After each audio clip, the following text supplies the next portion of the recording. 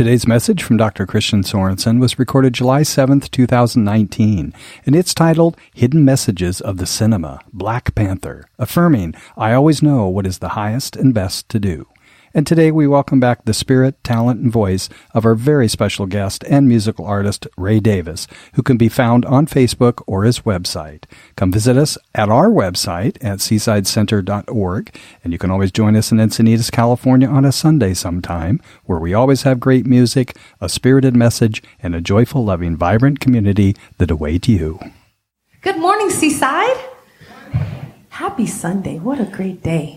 It is my honor to introduce our guest artist, and we just adore when you're here. You and your beautiful bride come all the way down from Los Angeles to share his music with us.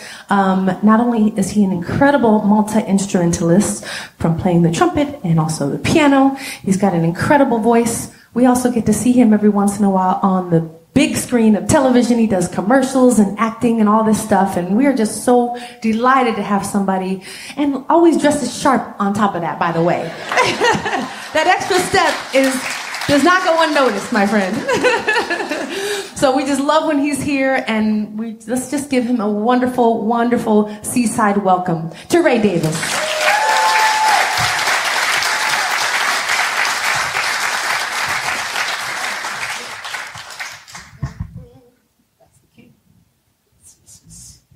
Good morning, good morning, good morning. Good morning. This is a song of transformation. Transformation. Started here, ended up there. It's called The Average Man.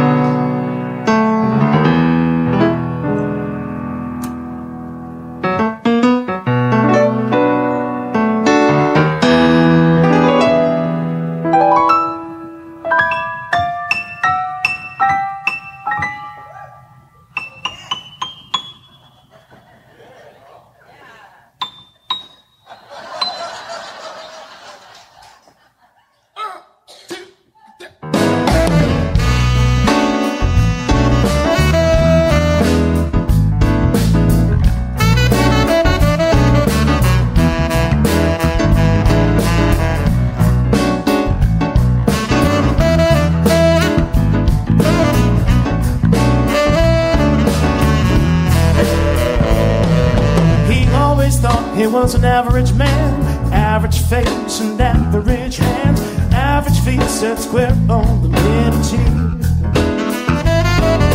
Satisfied with his mouth success as much as any average man could expect, until the day he was beset by his greatest fear. It all started with a feeling so intense that time and space stood still. He said, what if I was born for greatness? What if I am really more than I think I am? What if mediocrity was never end? Stars for me, miracles and wonders was the path.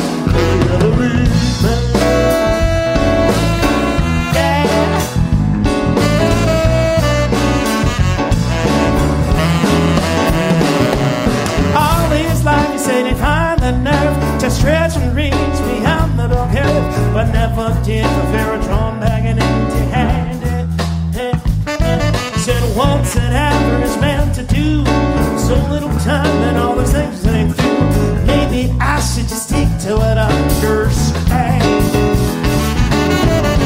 But he couldn't shake that feeling now. A feeling so immense it filled the whole blue sky. He said, what if I was born for greatness? What if I am really more than I think I am? What if meaning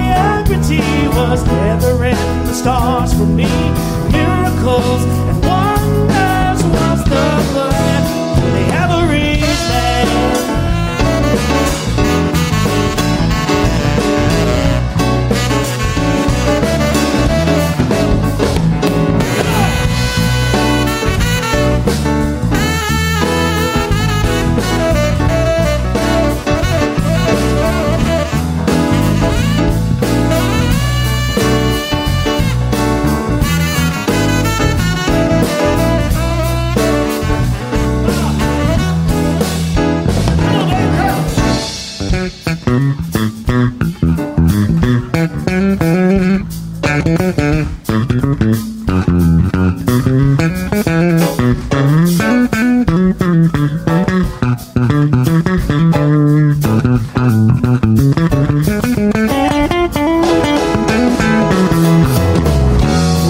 we couldn't shake that feeling now.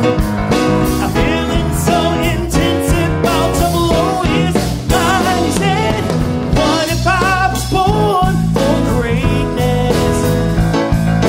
What if I am really more than I think I am?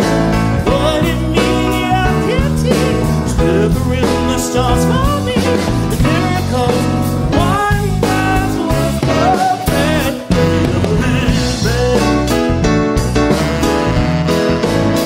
Oh, he never is there. Na na na na na na na na na na na na na na na na na na. Now you sing na na na na na na. Come on, na na na na na na na na na na. Na na na na.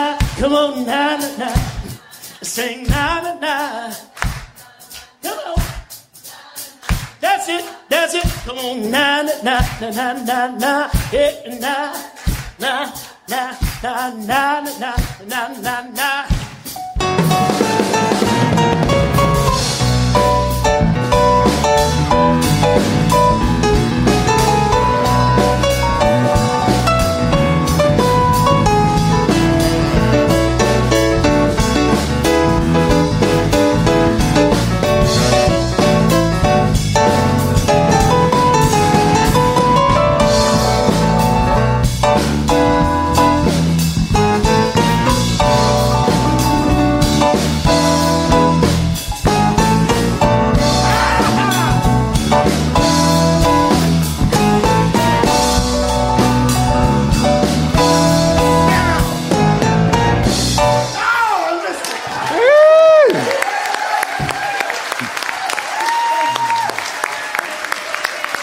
That is Ray Davis, rocking the house.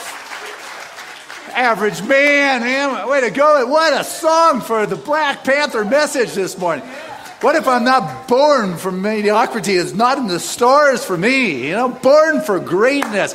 Man, this is the guy, Black Panther, T'Challa. He absolutely... that's what he's born for. And so, hey, during the summer at Seaside, what we were doing, and we were returning this Sunday for the first of the summer series of the Hidden Messages in Cinema. And it's always a lot of fun for me. And I thought I'd come out with Black Panther because at the end of last year, we had a blockbuster that was one of the highest grossing, money-making movies in cinema history. It just was phenomenal, quick to the top. And so I realized, hey, there's got to be something more here than just action hero kind of stuff. And so as I sat with it, I began to go, wow, this is powerful. It is an Afrofuturistic sci-fi epic with some Shakespearean family drama thrown in. It is poignant message of racial division and colonialism. Then you got your basic superhero kind of activity here, which is strength and justice for all. And even your heroes here have the daddy issues that the superheroes tend to have. It had good music, cool music. It had, pulse racing fight sequences and a little humor thrown in. So that is what this movie seems to be about. And what I didn't realize as I looked into this a little bit further is that Marvel movies, it's like this sequential unfoldment. This, I don't know what number it is, but there's been about 22 of them that have come out, and they're in a sequential kind of order. It's like, who would have known? I was trying to talk to Rebecca. What does this mean? She says, I don't know. I'm 2 movies away from it. So, But I got to tell you, there is deep significance in this movie from the very beginning to the very end. And the beginning, you've got this African nation that is just a symbolism of what an African nation could be if it had not been impacted by imperialism. And the key to this particular nation is that it's in a sense isolated, and the key to it is that there is the balance between tradition and the history and progress. And it is an extremely progressive community, tribe, clan, because it has something called vibranium.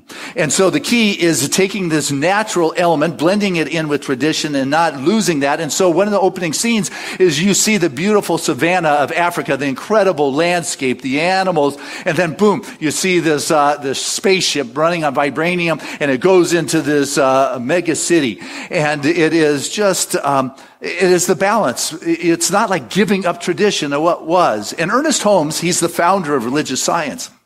He writes, he didn't talk about Wakanda, but he did talk about our own being, in a sense, about honoring what has gone before and yet embracing the new.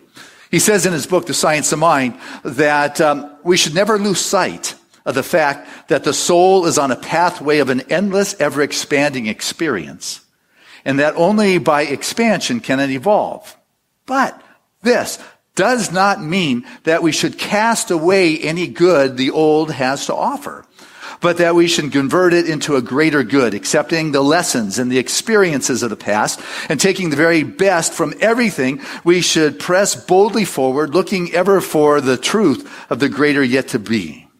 And so here's Wakanda. Yeah. Forever. And, so Wakanda is a nation that is just, it's hidden. It's got this bubble around it. But I got to tell you, the key to its hiding spot is it's put in plain sight. It is put right before our very eyes, which is symbolic. You say, you know what, guys? You have got the power of God, of good, right before you. There is a power in plain sight. It is the African culture that is right there, and you don't even see it. You don't see what is there, and God is everywhere. You got to learn to look and see that hidden good. I don't know why I'm holding on how to be a masterful manifester there. Other than you got to see the hidden good that is there. But, that is the thing. It has been hidden. The reason it was hidden is because it has this vibranium. It has something that has empowered this city to be progressive. It is really probably the most advanced city on the planet. It is what a city can be when a tribe or a community is working together. And so the Black Panther of that era has kept this city in isolation. It has kept it in this protective place because it had, the king had the thought that, you know what, if this vibranium got into the wrong hands, there would be a problem. If it got into the wrong hands, all of a sudden it could be used against the world. It could be used to dominate. It could be used to create problems. And so let us keep it contained within our world. Everybody here, life is working. Life is happy. This is what Wakanda looks like, a nation. And it's in plain sight and nobody can see it because they don't have that matching vibration to see the greater good or the power that is available right before our very eyes. And that presence of God is offering us something all the time, but we don't see because we are caught up in our inability to see a greater good. We don't have to make the past wrong, but rather things begin to evolve and emerge out of that. Well, what happened within this movie is the king was at a global summit and he gets killed. And his son, the prince, T'Challa, gets thrust into this. He was born for greatness. Mediocrity was not in his stars, but he was not necessarily a born leader. And it was something he had to grow into. And he took the ritual, the rite of passage to become the Black Panther, where they called in the other communities, the other tribes, and nobody wanted to challenge them. It's yours, it was your dad's, it was good, except the one tribe that had alienated themselves because they didn't believe in vibranium. The Jari, the mountain people. And they challenged him and they lost the challenge and he went on. And what then happens is after the ritual, he goes in and drinks the psychedelic purple heart herb that allows him to journey into a different dimension and connect with the previous ancestors and the Black Panthers. And he goes out to this beautiful savanna, to the ancestral tree, and the Black Panthers of previous generations jump out, and his dad comes down and transforms in front of him, gives him the mantle, empowers him, and he embraces the Black Panther-ness, if you would, of it all. Beautiful ritual. What's also going on in this movie is that the king who had died's brother, which would make the new Black Panther his uncle, he had gone to America. And his whole perspective was, we need to share vibranium with the world. That if we have something that is making a difference, within our nation, we need to share it with our culture because they are being oppressed. They are being put down by a system. And if we are able to share it with them and raise that whole community, and even if it gets into the wrong hands, if the vibranium is coming from Wakanda, we will always be able to take care of our people and be able to bring this higher consciousness of a successful community or a planet that works together. And so his father had this perspective, and all of a sudden he was looking at selling off some vibranium to some folks, and another Wakandan who was with him was there. He kind of caught him in the act of sharing it with the world for the first time. Not that it's the first time. Captain America's shield is made out of vibranium, in case you didn't know. But, it's amazing how all the 21 weave together. But, and so the king comes, he confronts his brother, and then his brother goes to kill the other Wakanda, and the king stops his brother by taking his brother's life. Brother kills brother, kind of like a Cain and Abel thing. And he takes off and he says, we got to keep this a secret. This just cannot be known. And so you talk about the family secret, the Shakespearean family dynamics of what is going on. And so what happens in this movie is this young boy grows up in this particular neighborhood. And he has been just challenged. He lost everything. He had his father taken from him. He was oppressed by the system. He grew up in the ghettos of Oakland. And when he went through, and later in the movie, he vies and wins the position of Black Panther, and he goes through the ritual of drinking that purple heart. What is fascinating is, in a sense, the cultural divide, where you had the son of the prince, who had all the ancestors. All this kid, his name is Eric. He didn't quite get the African name of T'Challa. He got Eric, which is a good name. I like it. It's Viking, but it's not African. And he goes into this other dimension and connects with his dad. And instead of all the ancestors, his dad is standing by himself, all alone, no family to back him, and all he has behind him is a TV that's statically running. And it just is a vision of Africa versus African American, a statement of the rituals of what is going on. And so Eric wants to go back to Wakanda and become the Black Panther and the king. And so there's this guy who is working on stealing. There's a piece of vibranium in a museum. And it's just a powerful scene that Marv, you got Eric looking at this piece in the Great Britain Museum. It's just indicative of our culture.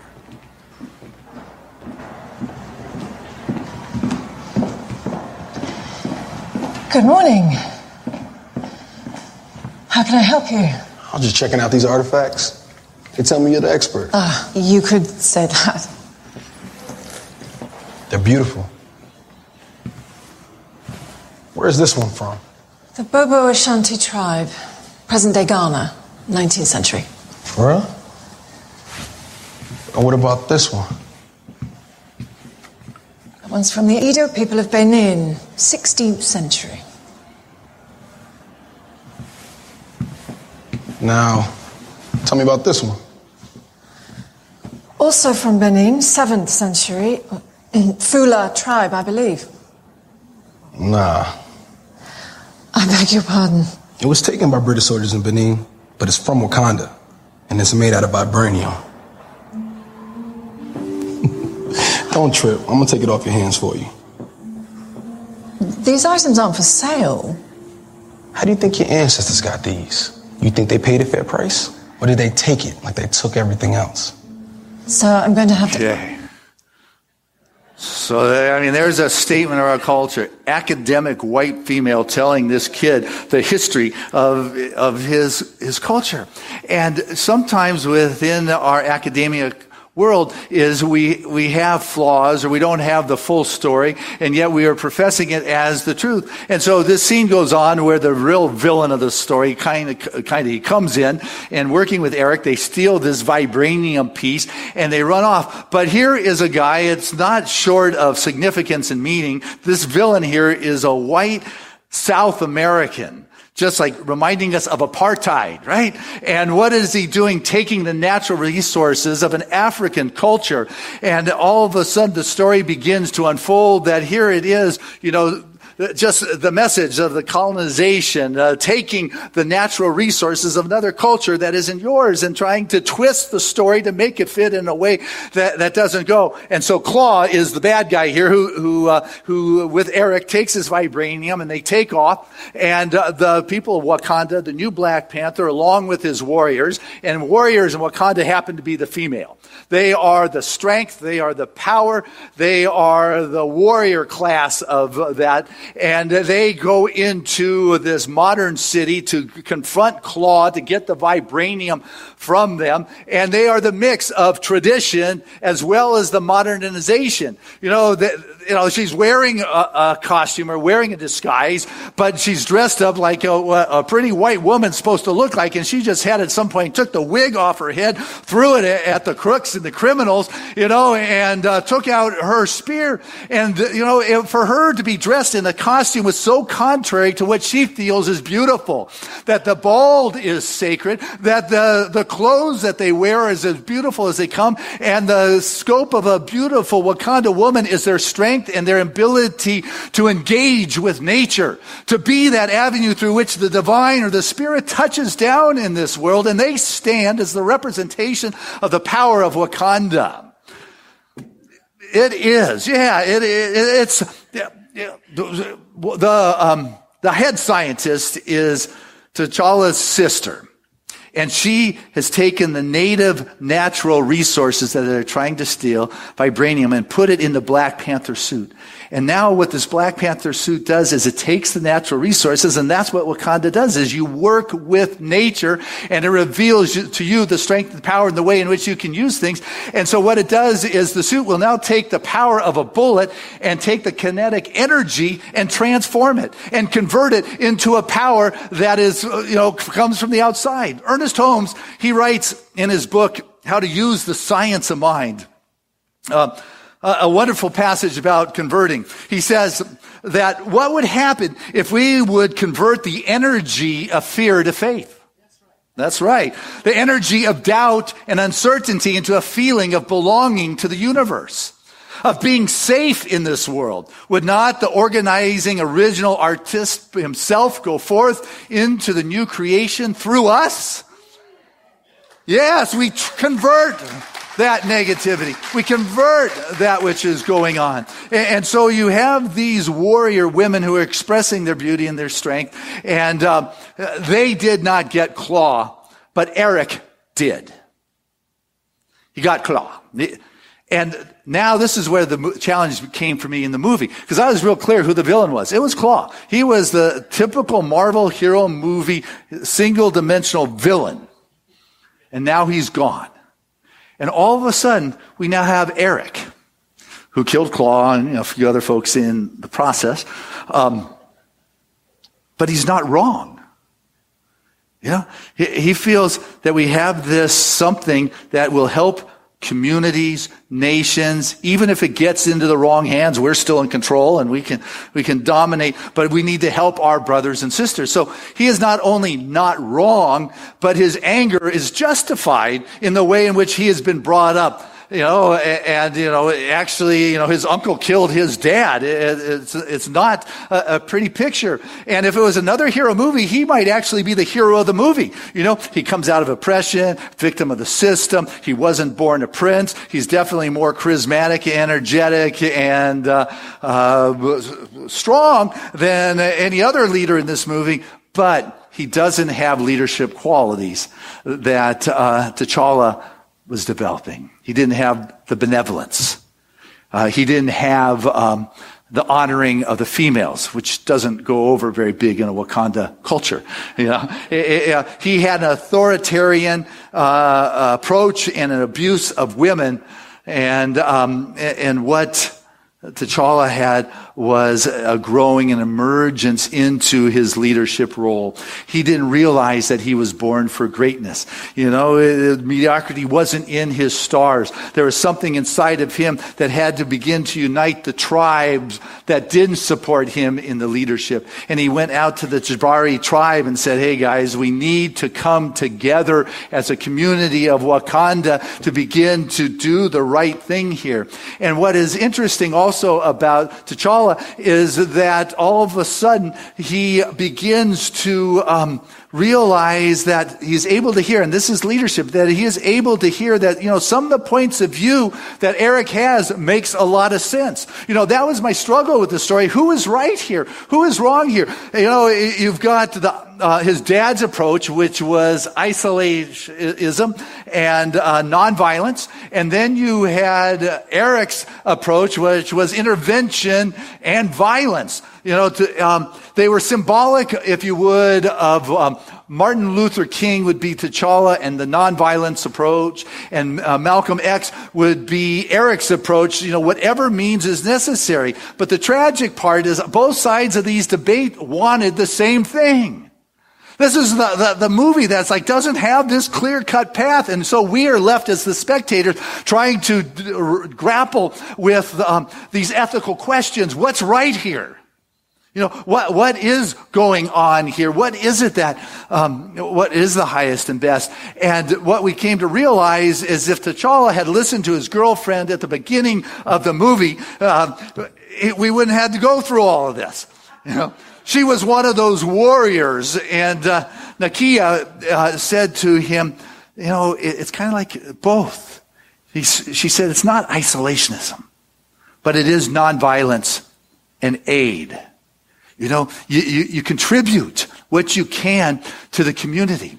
But he didn't quite get to that spot. There was the epic battle between the two Black Panthers fighting, and they were falling through this void, through the space, symbolic as neither one has the ground. Neither side is absolutely, totally right. And all of a sudden they fall and they go and they battle it out, and Eric is finally stabbed by T'Challa. And as he's dying, he said, I just wanted to see the beautiful Wakanda my father spoke of. And so in his dying moments, T'Challa, the Black Panther, takes him to the edge of a cave, and he looks out and he sees the spectacular beauty overlooking anything. And the Black Panther says, with vibranium, we can probably save your life. And what Eric says is that I don't want that. I want to be thrown in the ocean like my ancestors. The slaves that jumped off the boat who would rather die than live in bondage. What's powerful about that is his ancestors were not the Wakandans because he was never taken back. But his ancestors were of the African American as opposed to the Wakandan. His ancestors were those that came before him and blazed the path and the lineage in which he was part of. And so with that, Eric went ahead and recognized that, we need to work with the tribes.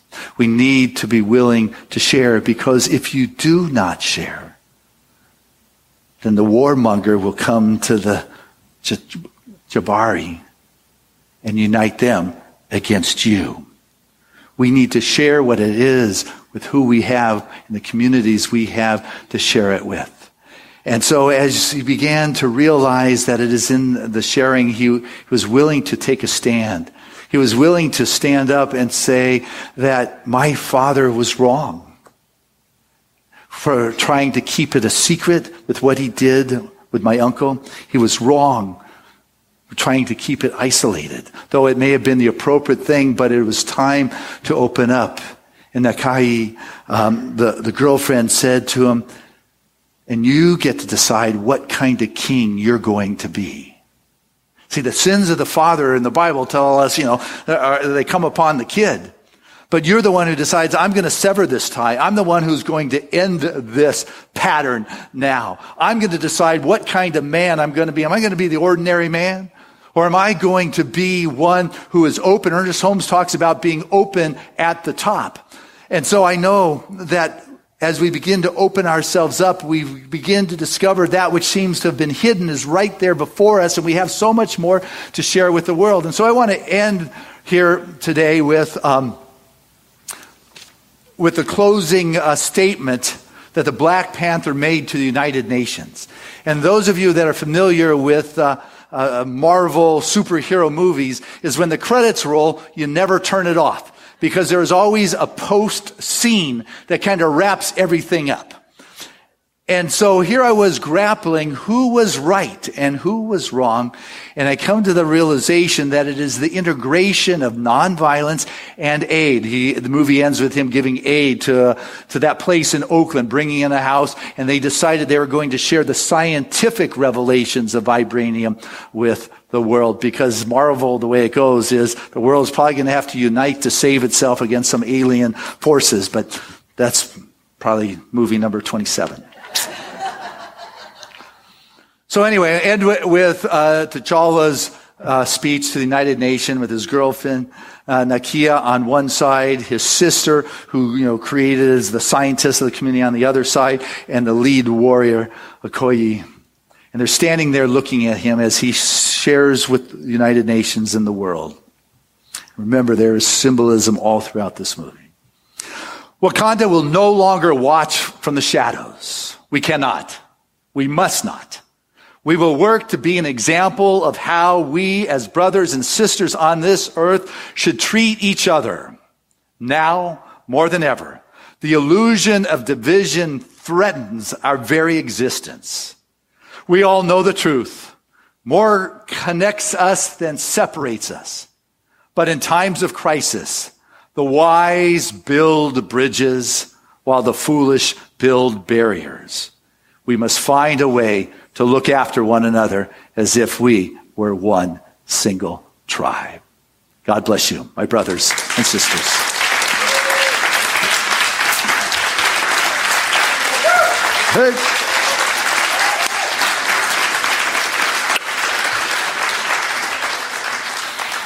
Hey, let's keep it going as we bring Ray Davis back to the keyboards.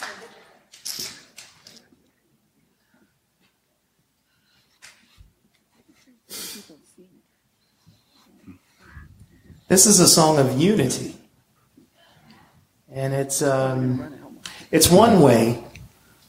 It tells the story of someone observing from their own domicile, just taking a look at the world around and seeing how things could be in a world that works for everyone. By the way, in the song there will be a dog, specifically a puggle named Kitty. Just go with it.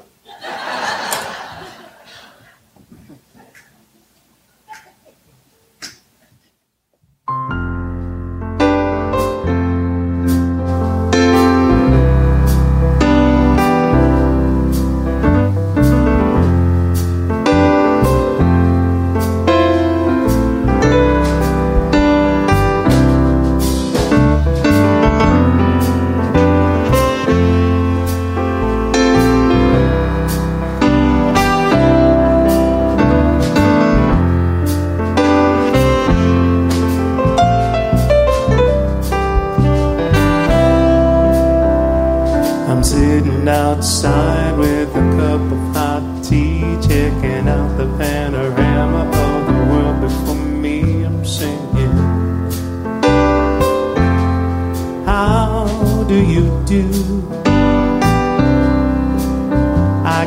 sun and the sky and the earth under my feet, the wind blowing kisses and caresses all over me, singing, we love you. Hey, little wide world.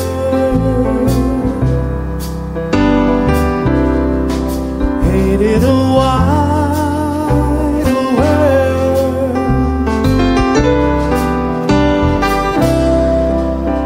Well, the sweet Mr. Smitty, while his niece is in town, he walks her puggle named Kitty, all bouncy black and brown. I'm singing, how do you do? Alice, Doris, and Morris, they got married last June. She does yoga in the morning, he prefers the afternoon. I hear them saying, I love you, baby. Ain't it a wide world? All of us one underneath the sweet sun. It's a wide world. Yes. Ain't it a wide world? So many souls to know and so much love to show. It's a wide world.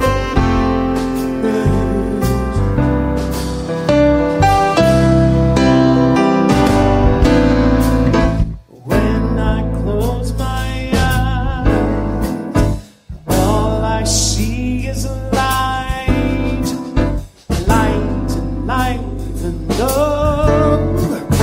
All that's good and right. So with eyes wide open, I see the goodness and mercy just follow me. All my days,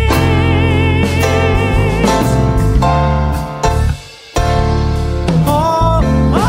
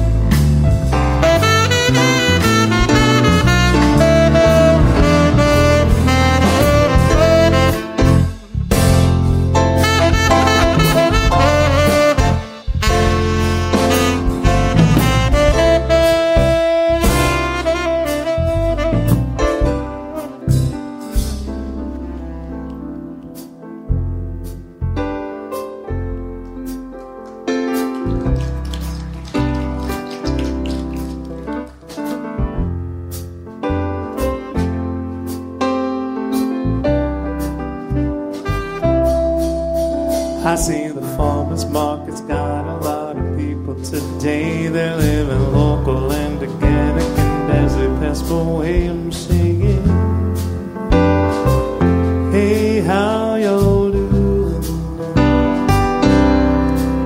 Well, there's a lady having trouble with her bags over there, and right away another lady says, sister, have no care, I'll help you, I'll help you, I love you, yes, say, in a wide world.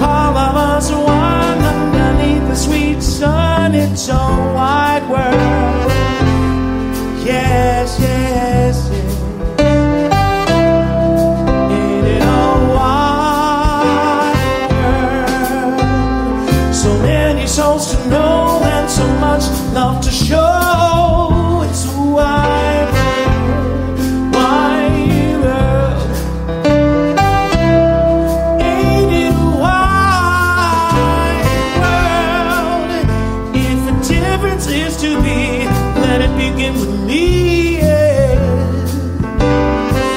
It's a wide, wide world. It is a wide world. So many souls to know, and so much love to show.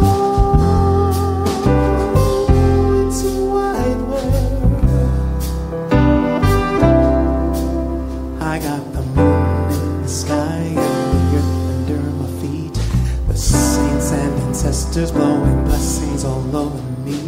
I can hear them saying, we love you.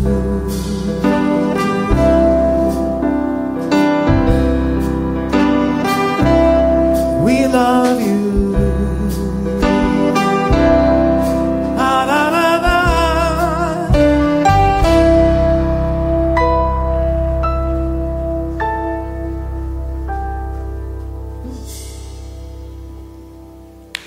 Hey.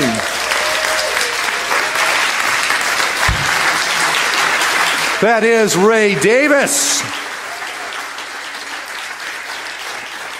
Nice job, Ray. I still love that line, the ancestors blowing blessings all over me. I accept it. I love that.